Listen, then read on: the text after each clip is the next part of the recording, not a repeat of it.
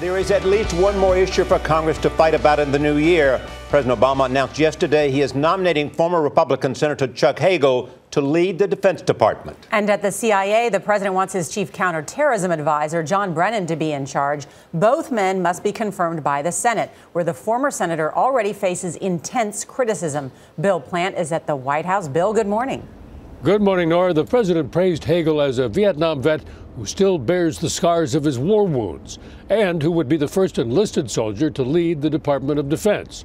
It was a clear effort to convince skeptical Republicans and Democrats in the Senate that Hagel is the right man for the job. He understands that sending young Americans to fight and bleed in the dirt and mud, that's something we only do when it's absolutely necessary. Praising Hagel's independence, Mr. Obama seemed to challenge his opponents in the Senate. In the Senate, I came to admire his courage and his judgment, his willingness to speak his mind, even if it wasn't popular. Mr. President, I'm grateful for this opportunity to serve our country again, and especially its men and women in uniform and their families. Pushback was swift from members of Hagel's own party. Senator John McCain warned, "I have serious concerns about positions Senator Hagel has taken on a range of critical national security issues." Top Senate Republican leader John Cornyn went further.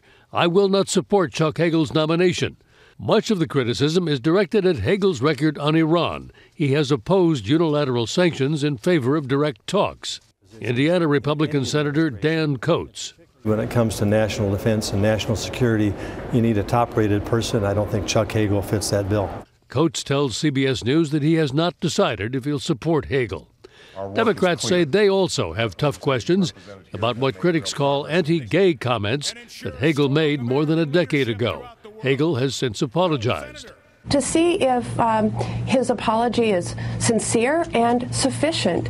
I want to hear how he's evolved on this issue in the last 14 years. Hagel came to his own defense Monday, saying in an interview that critics have completely distorted his record, adding, "All I ask is a fair hearing, a full, open, transparent hearing about my qualifications and record."